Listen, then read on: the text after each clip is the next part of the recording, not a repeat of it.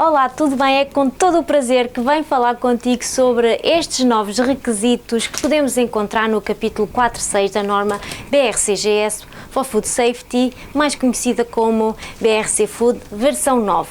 Sabemos que esta versão já entrou em total vigor a partir de fevereiro de 2023 e agora não há volta a dar, temos que ir conhecendo os requisitos e temos que os ir aplicando, especialmente se tens uma auditoria aí perto. Então, neste vídeo eu vou explicar as novidades em relação aos requisitos que podemos encontrar neste capítulo e também vais conseguir perceber melhor o porquê de existir estes novos requisitos.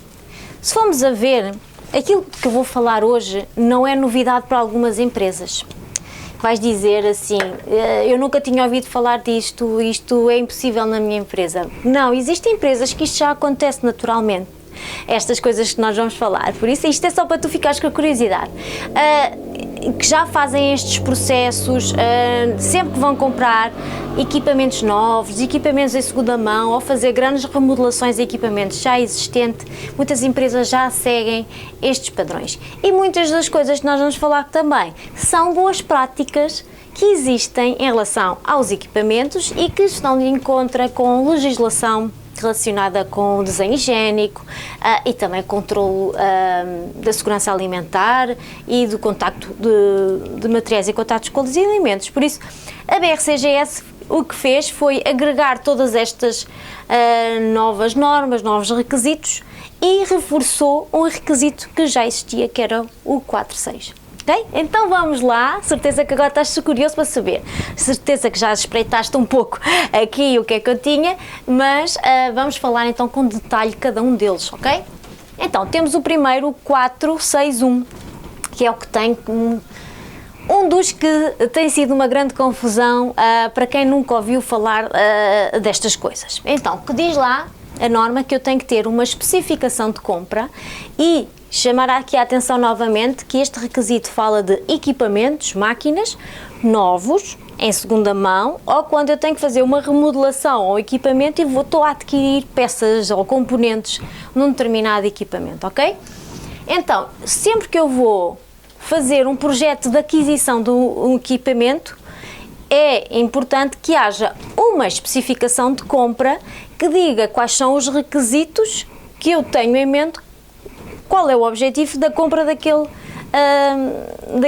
equipamento, ou seja, é aquilo que eu espero que o equipamento me faça, ou seja a nível de contato com os materiais em contato com os alimentos, caso o equipamento tiver esse objetivo, qual é que é o objetivo do equipamento e também todas aquelas características que eu vou necessitar. E então, essa especificação de compra tem que ser fornecida pelo fornecedor desse equipamento antes da própria aquisição. Ou seja, é como se fosse uma especificação de uma matéria-prima que eu compro, em que eu tenho que ter a especificação da matéria-prima, diz as características e o fornecedor tem que me dar isto para eu decidir se aquela matéria-prima é apta para aquilo que eu quero, para aquele objetivo final.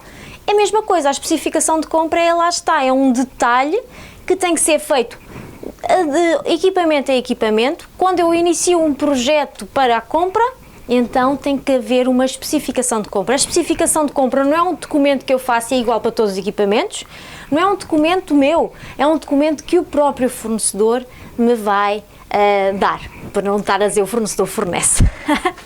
Ok? Então, aqui ficamos já com o primeiro requisito feito. Então posso pôr aqui um check, já falámos sobre isto.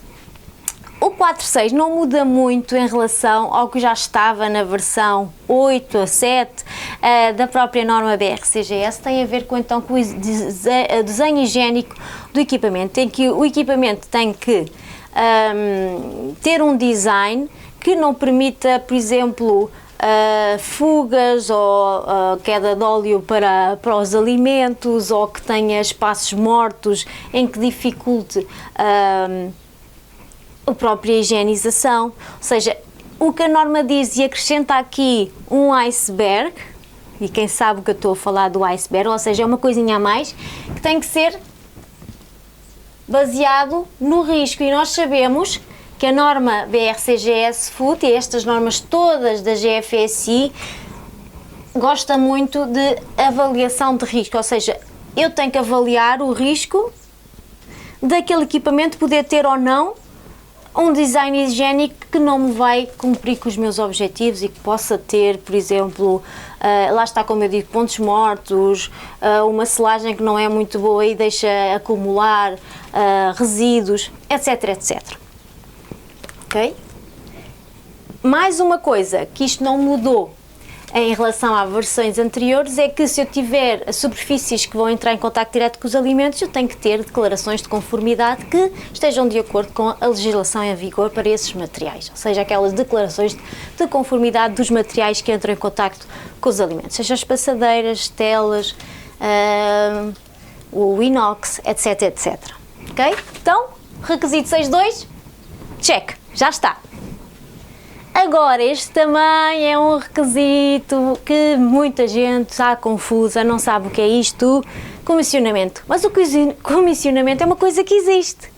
Não é a BRCGS que inventou, e se formos a ver agora, e a IFS e a FCC 22000 mudaram agora também muito recentemente, e elas também falam sobre este aspecto, ou seja, é uma tendência que está a acompanhar todas as normas.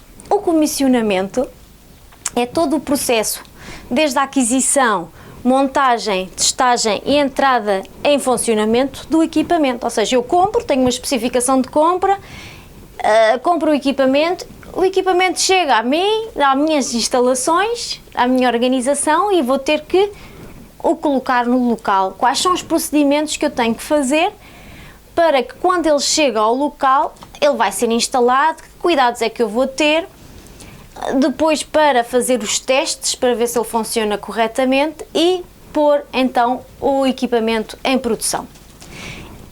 Deverá haver então um procedimento que, volta e meia, voltamos aqui baseado no risco, que me diga quais são os passos que eu devo fazer quando vou ter um equipamento novo ou vou fazer uma remodelação, etc. Okay? Aqui é importante eu ter um documento escrito que me vai dizer todos os passos. Como é que vocês podem procurar? Se vocês procurarem comissionamento de equipamentos, vão ver que existem muitas bibliografias, muitos artigos escritos sobre o assunto, e normalmente o comissionamento tem vários passos, em que começa, lá está, a chegada do equipamento, a montagem, depois tem que se verificar uma série de coisas, retirar se calhar outros equipamentos do local para voltar a pôr, a montagem. Isso tudo é etapas do comissionamento, então tem que haver um procedimento escrito que vá descrever isso com os respectivos responsáveis.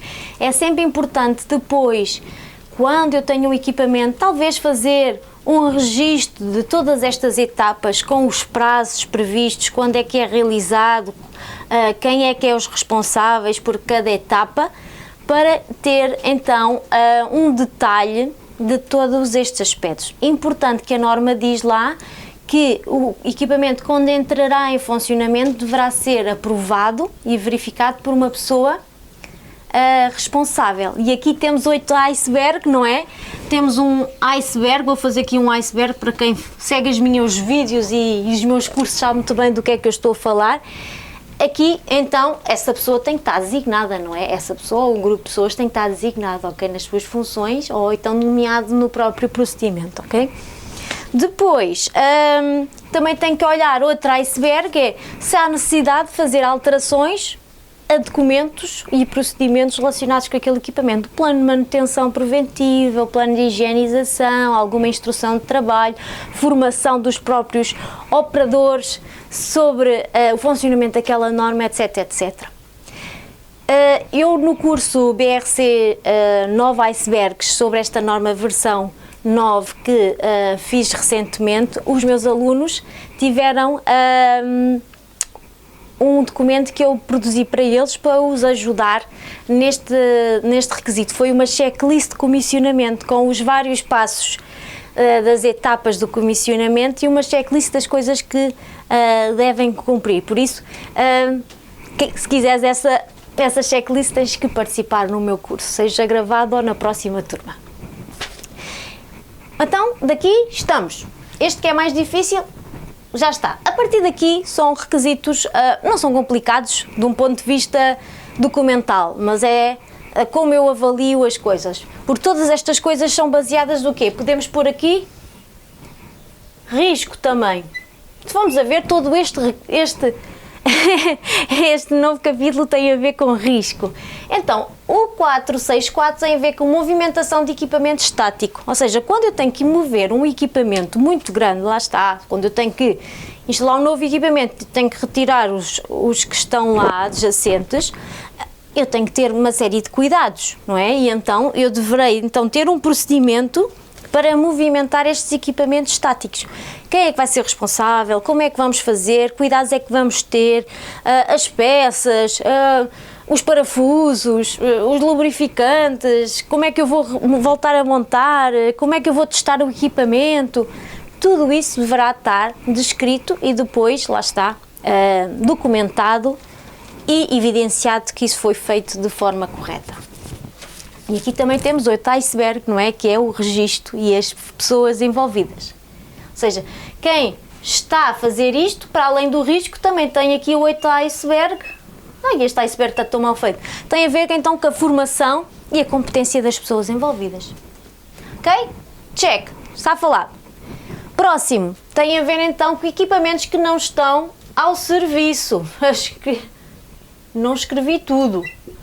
Ou seja, equipamentos que não são utilizados com frequência ou equipamentos que são utilizados de forma sazonal. Acontece isso muito com as frutas, não é? E frutas e legumes, é que certas coisas são feitas de forma sazonal ou mesmo em confeitaria, não é? Agora tenho para as drageias, mas depois tenho para as amêndoas, se calhar não uso aquela máquina sempre. Pronto, estou aqui a dar um exemplo, sem fazer referência específica a nada. Então, esse equipamento vai estar guardado. Para além de estar guardado, tem que estar guardado de forma a que não fique cheio de lixo e que não se acumule lá coisas em cima. Ou seja, tem que estar tapado, tem que ser higienizado com regularidade. E depois de entrar ao serviço novamente, deverá ter uma higienização. Então, também deverá estar isso talvez descrito de alguma maneira ou num plano de higienização ou alguma coisa em que aquele equipamento, quando entra ao serviço depois está parado durante algum tempo, deverá ser higienizado antes de entrar ao serviço. E pessoas responsáveis avaliar o risco, ok? Check. 465 está. 466, continuamos então com equipamento, mas neste caso equipamento móvel. Equipamento móvel, estamos a falar de porta-paletes, empilhadores ou empilhadeiras, estamos a falar para os nossos amigos do Brasil, temos escadas, bancos ou banquetas, todos os equipamentos, ou seja, os equipamentos, eu vou ter que avaliar o risco deles poderem contaminar os produtos. Por exemplo, sabemos que para as áreas de alto cuidado e alto risco e cuidados ambientais especiais, no capítulo 8, esses equipamentos devem ser dedicados à área. Então aqui, se eu tenho um equipamento que entra e sai, eu também devo ter atenção, não é? Principalmente os empilhadores que entram e saem para o exterior, o que a norma diz, se eu for utilizar em áreas de produto aberto um que sai para o exterior e entra para dentro das instalações, deverá ser higienizado antes de entrar para as áreas de produto aberto, caso eu avalie se existe risco para o produto. Ou seja, aqui tem que fazer uma avaliação de risco e tem que olhar muito bem para o meu processo e ver se os empilhadores vão à rua, entram nas áreas onde há produto aberto, produto a ser manipulado. E a mesma coisa a dizer com as escadas, com os porta-paletes, se possível dedicados à área e também higienizados com regularidade. Isso tudo eu deverei avaliar, ok? Então, 466, check. Só nos falta um. Então, 467 tem a ver então com o carregamento de baterias, ou seja, se eu tenho operadores de empilhadores que utilizam empilhadores ou porta-paletes elétricos, eles vão ter que ser carregados, ou seja, não deve ser guardada a zona de carregamento de baterias numa zona de produto aberto, claro, que pode causar talvez risco para o produto, por algum a vapor, ou fumo, ou qualquer outro gás produzido, a não ser que existem baterias que já não façam isso, mas deverá ser afastado de uma zona de produto aberto, ou seja, deverei avaliar o risco de contaminação.